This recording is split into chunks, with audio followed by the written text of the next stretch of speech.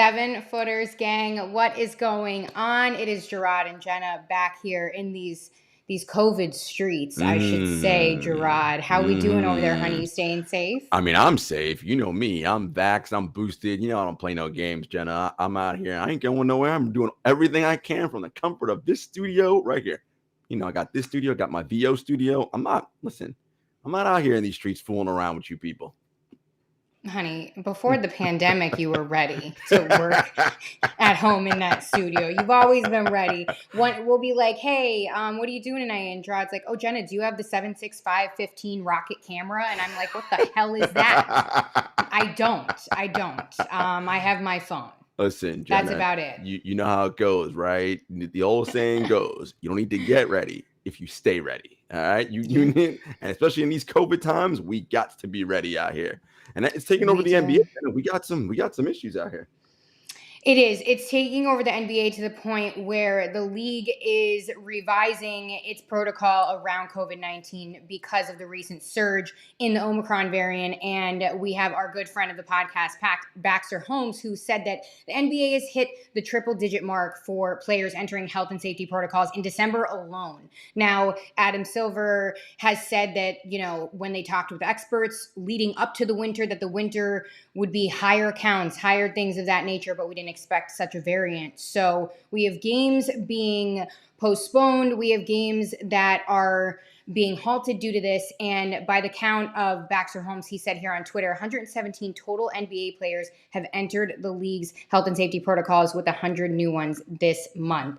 101 new players this month. Before we get into the nitty gritty, Jarod, we had Adam Silver come out today on NBA Today and say that he didn't see a reason to postpone the NBA season right now, but the NHL has done so. And his explanation was that this is something that we're going to have to be living with at this point right now. So he doesn't see a point in, postponing the season. What are your thoughts on that? I'm so curious. So, first of all, shout out to our friend of the pod, Malik Andrews, and host of the NBA Today, for that great interview with NBA Commissioner Adam Silver. Look, this is not a surprise. The NHL could do a pause because you know what the NHL doesn't have, Jenna? They don't have a Christmas Day showcase coming up, okay? Mm-hmm. And let's just keep it 100, okay? It is about these dollars and making up this money because we remember 2 seasons ago, the pandemic interrupted money flow. Last season, the pandemic interrupted money flow.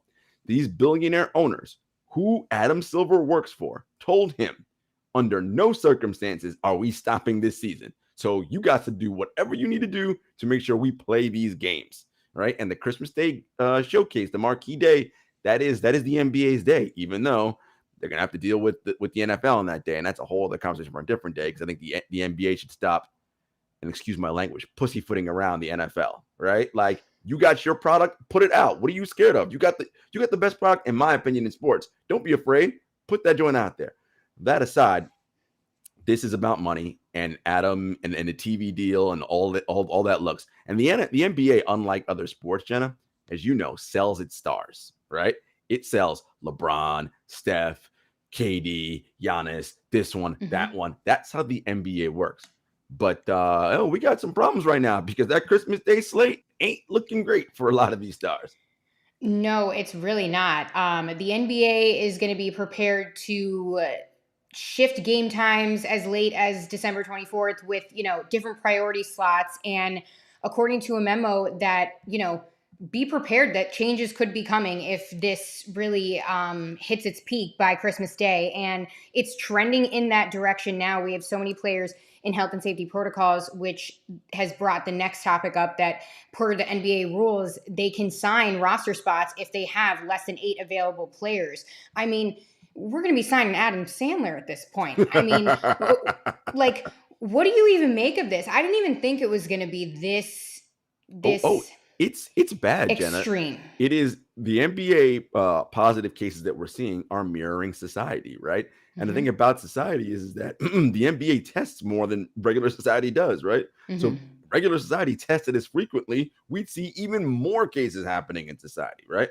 Look, bottom line is these Christmas Day games got to happen, okay? And we're going to see some shuffling. Right now, The Suns are unaffected. Chris Paul, Devin Booker, DeAndre Ayton, all those guys, nobody's in health and safety protocols. For the Warriors, Andrew Wiggins and Jordan Poole are, but Stephen Curry, Draymond Green are not.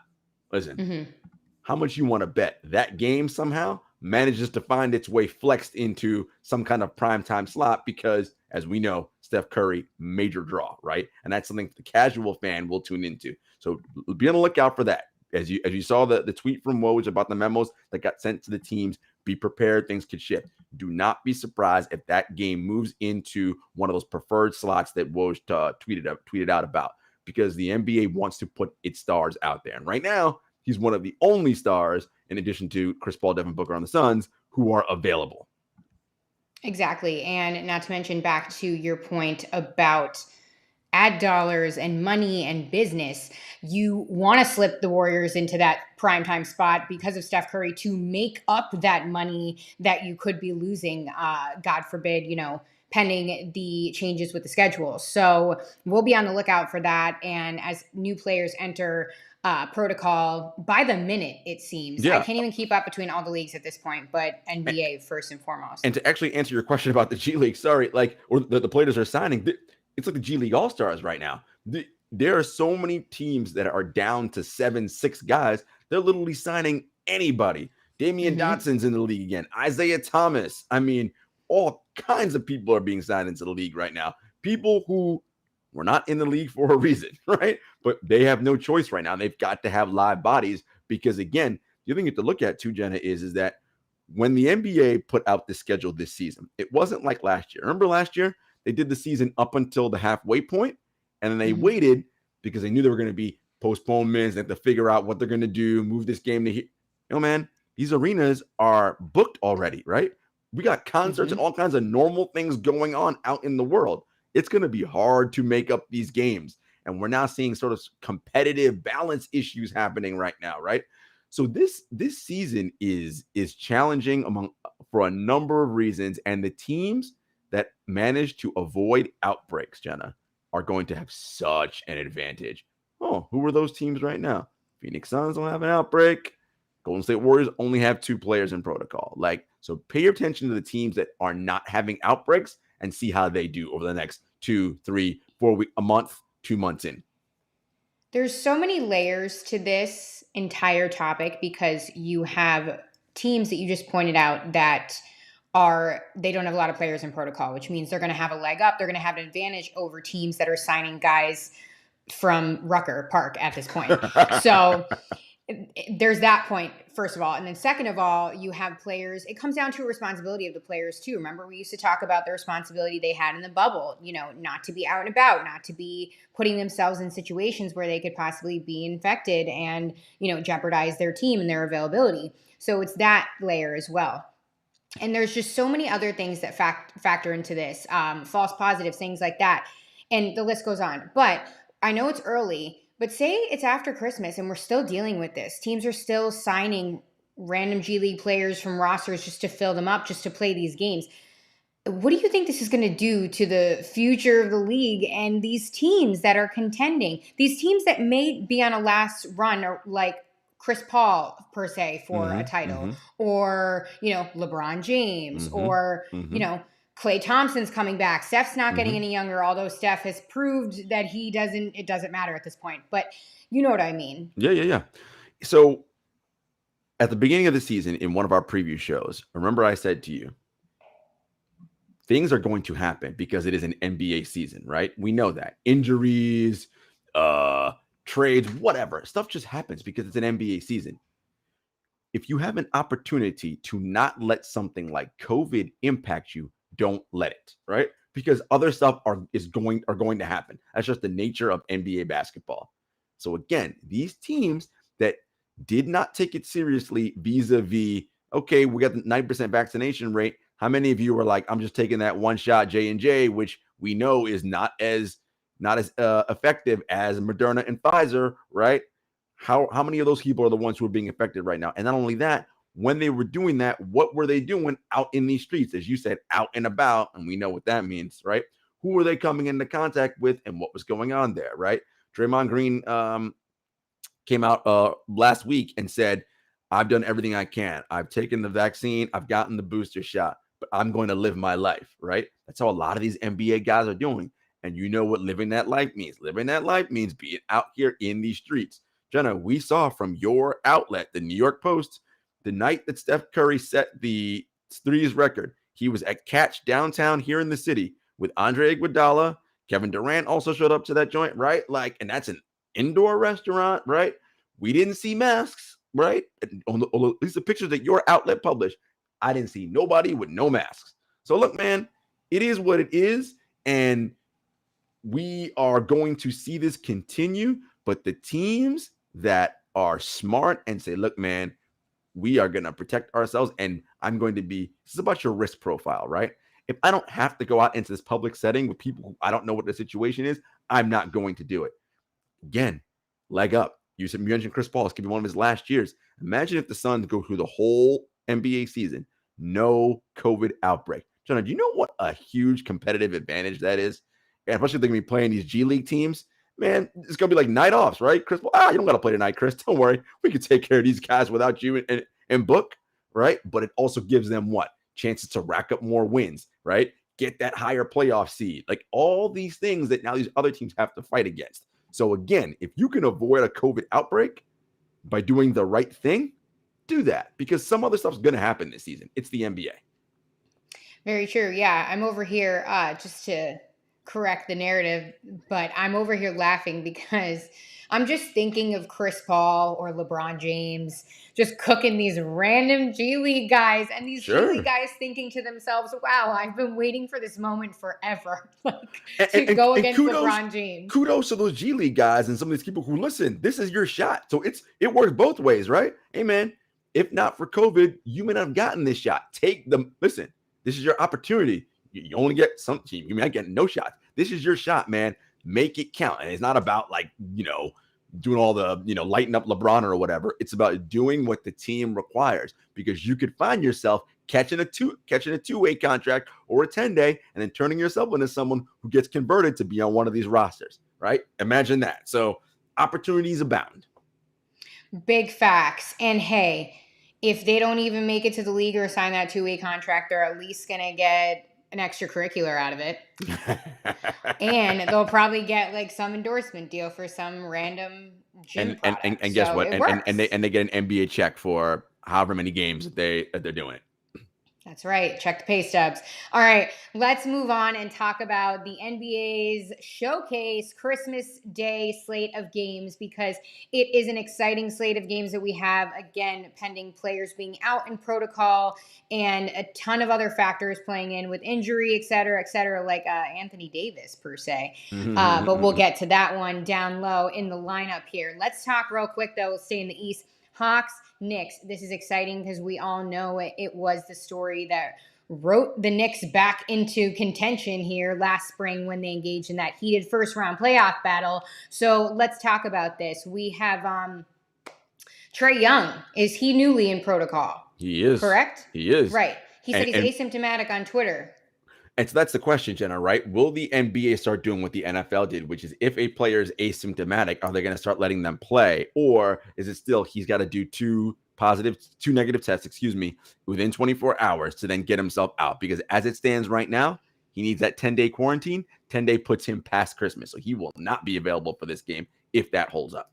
He did tweet that he needs 2 negative tests. So I'm assuming by that the NBA is still going by that protocol and not the NFL's protocol. But that'll be interesting to see how or if they tweak those protocols moving forward. But yeah, talk to me about this matchup really quick. Who do you got and what are you predicting? What are you looking forward to seeing? I mean, it's so crazy because the Knicks have 5 or 6 guys in protocol as well, right? Obi Toppin, RJ Barrett.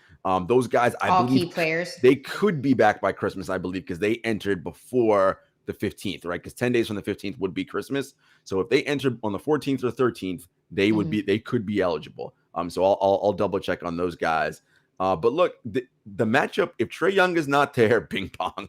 Shout out to our guy Dex, who's producing Knicks, man. Look, if there's no Trae Young, Clint Capella is also in the health and safety protocols, as is Danilo Gallinari, I believe. I mean, who's going to even be on the court? Kevin Huerter and Cam Reddish. I mean, who I like. Those are my guys. But I mean, and the Knicks are going to have who? Derrick Rose, you got a bum ankle. Emmanuel Quickly, is he in protocols? I mean, that's the thing. I think he is. We don't even know who's available. See, these games are going to I'm start. here. I'm in town. They're going to start losing their luster, right? I mean, come on. But all that being said, I think for the Knicks, the Garden will probably still be packed. It's Christmas Day, so which is his own thing, guys. If you're going to the Garden, mask up. All right, like be careful out there.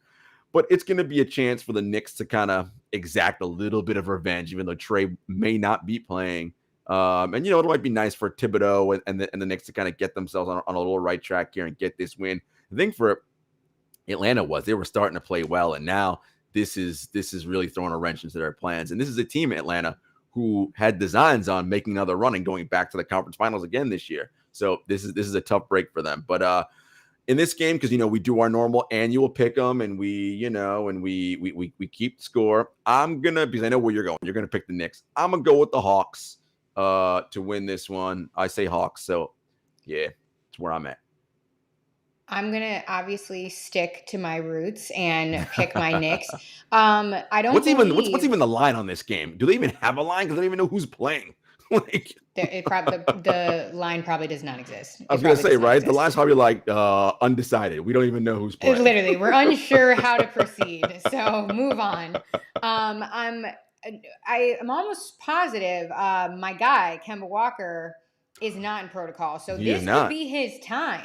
Kemba might score 40 tonight. A Christmas Day treat from Kemba Walker. It's pretty much going to happen. Knock on all the wood in America. But still, it's going to happen. My guy's going to come back. He's going to prove that he's worthy to be in this rotation. And he's going to calm my blood pressure down because it's knocking years off my life. It's not good for me.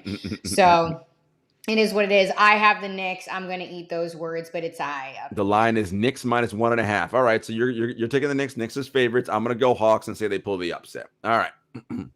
Like to see it. All right, let's talk about the new look Celtics facing off against the reigning champion Bucks, because we got these two teams, and it's a very interesting matchup because the Celtics are looking to climb out of that hole that they're in right now, and they can't seem to get it together. And then the Bucks' big three is back, baby. They are back, and it's gonna be rocking for that one. What are you looking forward to seeing?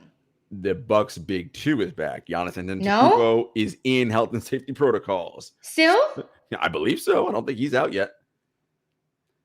Yeah. I don't think Giannis is out yet. So he could be. Celtics. Yeah. So I mean, now Drew Holiday and Chris Middleton is more than enough to do what they got to do against Jaylen Brown and Jason Tatum. So that should be a good matchup. That game is at Milwaukee. And Milwaukee's kind of just like, they're just kind of holding down the fort, waiting until everybody's back so they can get on a little bit of a run here. I'm going to go, even though the Celtics need this win, because as you mentioned, they want to move themselves up into that playoff and out of the play-in. But I'm going to say the Bucks here because, again, I like what the continuity of Middleton and Holiday. DeMarcus Cousins may do a little Christmas spectacular for us, so we'll see. I like the Bucks in this game. I like the Bucks too because although they don't have Giannis, I think that two of the big three can get it done. And like you said, the new addition in Boogie Cousins, it's at home in Milwaukee. I mean, it's pretty much a recipe for them to take it. So this is an easy one for me. I mean, the Celtics troubles just don't have me convinced at this point. It is what it is. If I was a betting person, I got the Bucks. It is what it is. So let's move on to the marquee matchup of the day for most. The Warriors and Suns, the two leading teams in the West. I mean, the Warriors can't escape headlines because they're just so damn good this season. And it's like the old times. The Splash Brothers are almost reunited, but Klay won't be back till January. We're finding out recently. So don't get excited. He will not be there on Christmas Day, at least suiting up and playing on the floor. But talk to me about this matchup because this is pretty even in a lot of areas. Let's talk about the matchup in Mikael Bridges and Steph Curry. Yeah, so in that first game, I thought Mikael Bridges found some things that he was able to use against Steph Curry. And Jenna, look, I say this all the time. You ain't stopping people like Steph Curry, Kevin Durant. Like, that's not, whatever. They're going to do their thing. Your job as a defender is how can I make it difficult for them and make them less efficient, right? So if Steph's going to score his 35, I need him taking 25 shots to score them 35, right? Like I need him taking a lot of shots. I need a 3-ball to not be as efficient. I need to speed him up and hurry him. Now, all that being said, I can do that, and he can still knock down the shot anyway because he is a great shot maker, right? As are the great players in this league. But I'll be watching that game to see if Mikael is taking notes and sort of like filing, because what this game is another reference point, right? The Suns and the Warriors could very well be the Western Conference Finals. They've had 2 games they played already. They split those 2 games. This is the rubber match. What's another piece from Steph's game that Mikael could take away, right? He seems to me, and he strikes me as that kind of student of the game. And as he's watching Curry and going through the motions of guarding him and doing it, what's the reference point? And is this something that he can pull out in a conference final? He goes, oh, I know exactly what's coming right now. I got a way I can make that shot more difficult or speed him up a half a second more than he wants to be sped up, right? Because that could be the difference between a make and a miss, all right? And with him, that's huge. I mean, with anybody, that's everything, right? So that's what I'll be watching for from the Mikael Bridges, Steph Curry component of this. And vice versa for Steph, right? What has he picked up from Mikael that he knows, okay, he likes to do this when I make this move. I'm going to bait him and do, right? It's that chess match between great offensive player, great defensive player. I'm looking for 2 things on Christmas Day. I'm always looking for guys showing out on Christmas Day. Of course, it is the Christmas Spectacular, the showcase. A lot of guys like to get flashy on this day. They wear the special sneakers, yada, yada, yada. But I'm looking to see that out of Steph Curry. I want to see him put on a show. I want to see, as the kids say, this vintage Steph Curry. I hate that word. But talk to me. I want to see a good defensive matchup. So let's talk about Draymond Green, because he's grabbing a lot of headlines too for how well he's playing this season. And it's, again, like we're watching this old Golden State team just have this fairy tale dance through the regular season. So talk to me about some defense with this matchup between the Dubs and the Suns. Currently, Draymond Green, my favorite for Defensive Player of the Year, and I believe the betting favorite right now as well. Look, these 2 teams are also excellent defensively, right? And what I'm going to be looking for is Ayton and Draymond, right? What are some, again, same thing as I said with Mikael and Steph. What are some things Draymond's picked up about Ayton, how he can get him off the floor or get him into foul trouble? Likewise, when they go small, how Ayton can punish the Warriors for going small, right? And dominate in the paint, rebound, protect the rim, all those things, right? So I'll be really looking to see what Draymond and what Ayton do, particularly defensively, and then on the offensive end for Ayton, when the Warriors go small, can he punish them, right? Because that's the way we've seen over time with this any iteration of the Warriors, that when they go small and they don't have rim protection, can you punish them for that, right? Because they punish you offensively because their goal is you can't keep up with our 5 guys. But on the flip end, if I can keep my big on the floor, can I hurt you down low, right? And I think that's what I'm going to be looking for in this game from the DeAndre Ayton side of things.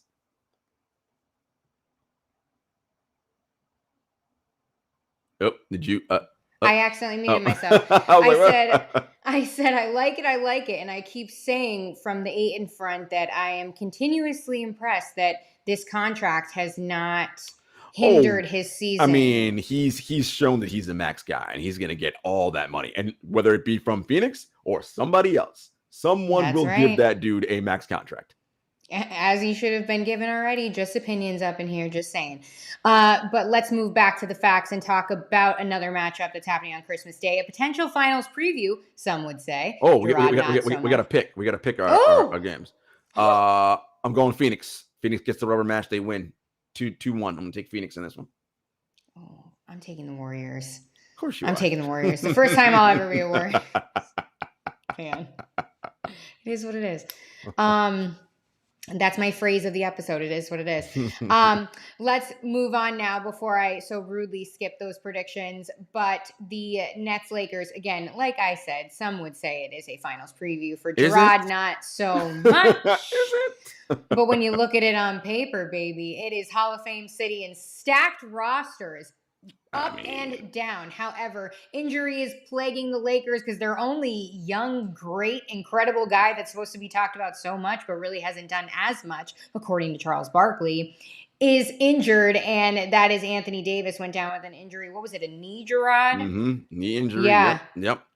You Was know, it a sprain? Right. Anthony Davis leads the league in trips to the locker room. That's who that guy is. Look, the Lakers. Look, LeBron's played well, by the way, since he's been back. So that's been good for them. But this team will only be able to win a championship if Anthony Davis is the best version of himself, as we saw in the bubble. If he ain't that, I don't care how good LeBron plays. They're not going because they don't have enough, right? We know what Russell Westbrook's limitations are come postseason. And Carmelo Anthony, look, it's a wonderful story. You know, hoodie Mello, 3 to the dome Mello, all that stuff is cute and fun when he scores 18 off the bench. But if you are relying on that consistently in the postseason, not a recipe for success. Look at the top teams in the Western Conference, top 3 teams in Phoenix, Golden State, and Utah. A team, the Lakers, without Anthony Davis, are they beating any of those 3 teams? Hell no. Not even close. They may not even beat the Memphis Grizzlies. That's right. I said it. The Memphis Grizzlies. Okay. So they're gonna have to be a lot better than they are right now. Find that defensive identity. As far as the Nets go, I mean, they have 10 people in health and safety protocol, including Kevin Durant, Kyrie Irving, which, by the way, we should talk about, and James Harden. Kyrie Irving, who the Nets decided, since we have all these issues, we're going to let you back in and play now as a part-time player, even though Sean Marks said, beginning of the season, we will not have any part-time players. Apparently, COVID forced his hand. I mean, here's the reality of it, right? The Nets were like, okay, you're too good of a player to have you mess up our continuity right now. So for basketball reasons, we're not going to play you. The COVID pandemic has ravaged our team. We are literally playing David Duke Jr., Kessler Edwards, Nicholas Claxton, Patty Mills, and Blake Griffin every night. Yeah, Kyrie, we think you could help us. Why don't you come on back and we'll deal with it part-time, right? Again, a basketball decision, right? Because they want to win games. The end of the day is winning games is what these teams are about, right? And they're going to do whatever that means to win games. So, this game will be interesting, Jenna, because, again, Harden could potentially be back because he entered in protocols before the 15th. Durant entered on the 18th. So unless he tests 2 negatives in that 24-hour span, he ain't going to play in time. Kyrie also entered late. He won't be playing, right? So, and also, forget about that. The Nets haven't seen him ramp up or work out yet. So we don't know what kind of shape he's in to actually play NBA basketball. I mean, so this might be LeBron, Russ, and the Lakers versus the Patty Mills, Blake Griffin, and the kids. And, if that's the case on the road in LA, that ain't good. The kids. Oh my gosh, you kill me. Yeah, this is interesting because that whole entire Kyrie Irving situation, we still haven't heard him speak out. Again, he requested privacy when he first spoke at Media Day and has decided not to get vaccinated. And we explained all of that to you guys in prior episodes. But interesting how the Nets have flipped the switch. I see the decision because you're in win now mode. You want to win. I get that. It's about winning. But then some would say that this is this was a misleading move on the Nets' part because of what they previously said that they would not have Kyrie play. It makes them look bad. Look, Sean Marks and Joe Tsai clearly came out with a particular position. The reason why Kyrie's back is because this was a player-led thing. And by player, I mean Kevin Durant, right?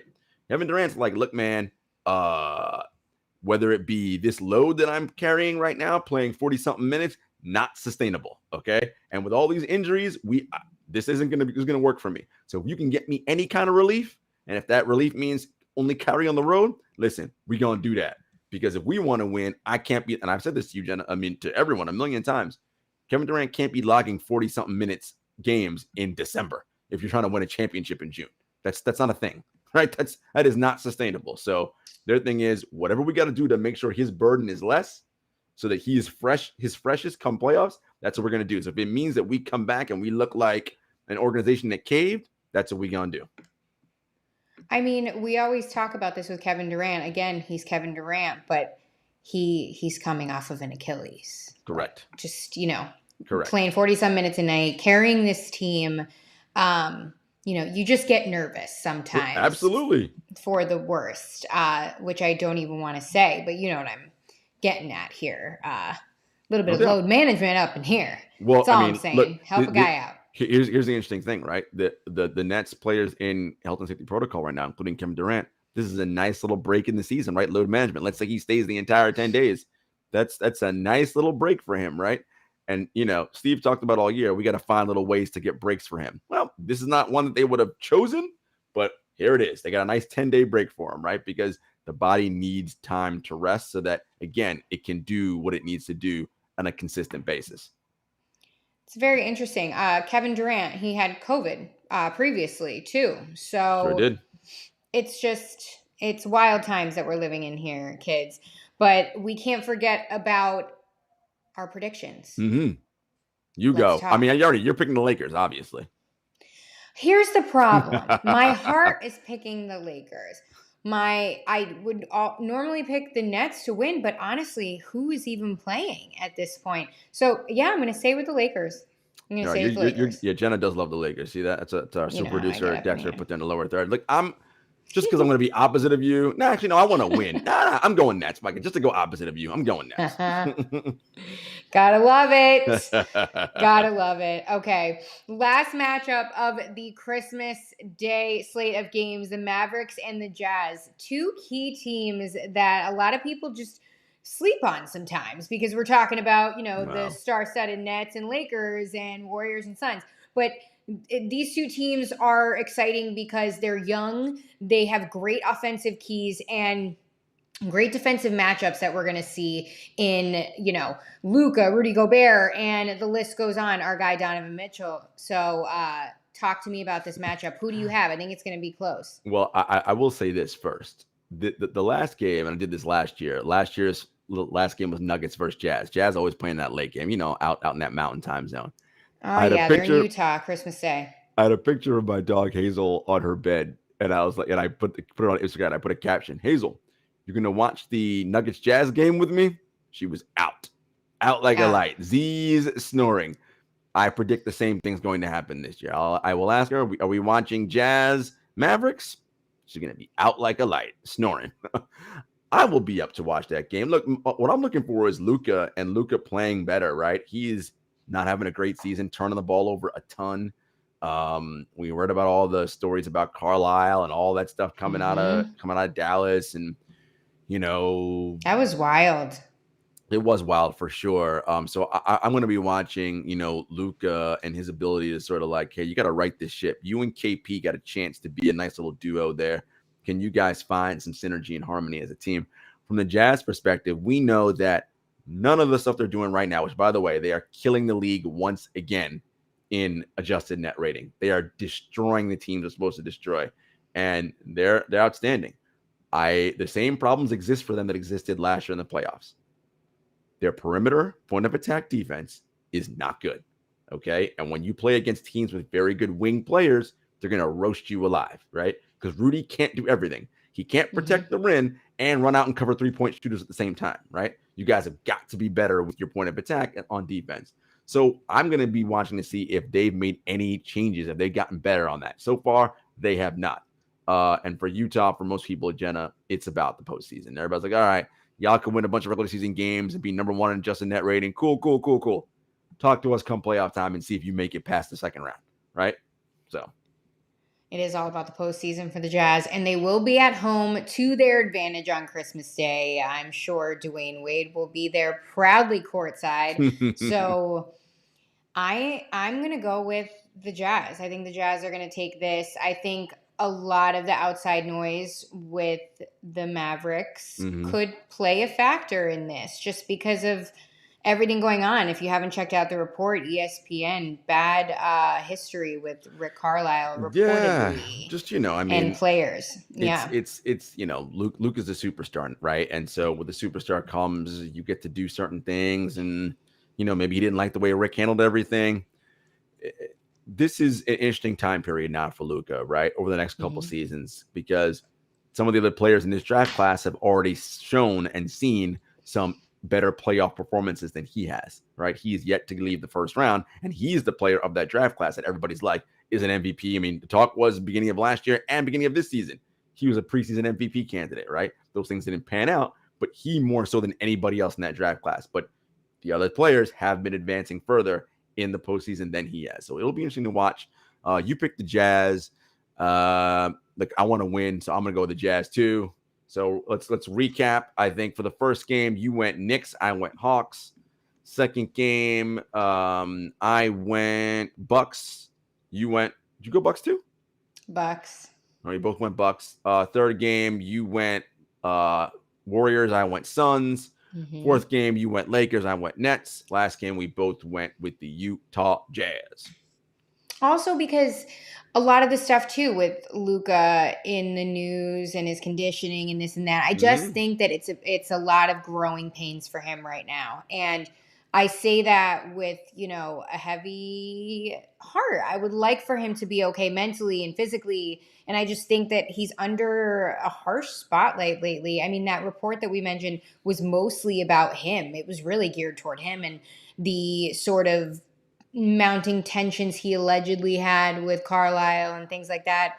Well, and this is on the heels. This is on the heels of the Haralabob Vulgaris situation when he left, right? And his potential friction with Luka. Look, Luka's a star, and stars get to control franchises. That's how the NBA works. Yeah. But I think what Luka is going to have to start realizing is like, okay, having all that's great, but he came into the league with a lot of fanfare and delivered, to be fair. But what makes you an all-time great is the consistency, doing it year after year after year, and the improvements and the advancing in the postseason. In order for him to do that, he's going to have to start taking certain things more seriously. One being his off-season workout regimen, right? I'm not talking out of school. He's a known partier, right? It is calming down on that life a little bit, right? Because if you want to do the winning and do all that, right, and be the franchise leader, things got to change. So it'll be interesting to see, again, over the next few years, as the Mavericks, again, kind of mold their team in Luka's image, what that eventually looks like. Because, again, it's early. It's only year 3, year 4, right? But we start seeing those playoff failures again, not getting out of the first round, people are going to start having questions, right? And those are only fair. Absolutely. And I think as time goes on too, this is a crucial season for KP too, because for sure. He's got a lot to prove there. And he's played well. He's played well this season. Like, I remember when that trade happened, and I know our producer who's producing Dex would say it too. I'm like, man, a Luka KP duel, that's nasty if they can figure it out. But he's had some injury concerns. But when they've been healthy, we saw good things. I mean, many people think in the bubble they would have beaten the Clippers had KP not gotten hurt. Yep. Yeah. That was a close one too. And what I mean too is when I say it's a season for him to prove, it's going to be the postseason that really, really, really matters for the Mavericks before I think we might see a possible change, because who knows? Again, they've been going through a lot of growing pains this year. So we shall see. Mark Cuban, let's go. What are we doing here? And that's all she wrote on Christmas Day, baby. But guys, keep on the lookout for any possible changes pending COVID protocol, times, and things of that nature with scheduling for Christmas Day games. They start at 12 p.m. Eastern Standard Time. Correct, guys. It can change in a moment's notice. So be looking out for those who's in health and safety protocols, who's testing out, who's getting out. That could change your betting lines, by the way. We are on the Props Network, right? So betting is important to us here. Make sure you check out the 7 Footers Podcast show page, because there's a special offer with one of our betting partners here that you guys could definitely sign up for. Win yourself some cash. Keep an eye on those protocols so you know who's playing, so you can make your bets. And folks, this is our last episode of calendar year 2021. We will see you all in 2022, and we'll be ready to rock and roll heading towards that trade deadline and all-star break. As always, thank you all so much for rocking with us. We're so happy to be part of the Props Network. So thank you to our producer, Dexter Henry. You can find him, of course, on the NBA Exchange, on the Ain't Hard to Tell podcast, all right here on the Props Network. Of course, you know where to find us at 7 Footers Pod, at 7 Footers Podcast on Twitter and Instagram, at JS Hector, at Jenna Lemon Selly. To all of you out there, Merry Christmas, Happy Holidays. Have a wonderful, safe, healthy new year, and we will see you all in 2022. Thanks for rocking with us. Peace. Peace.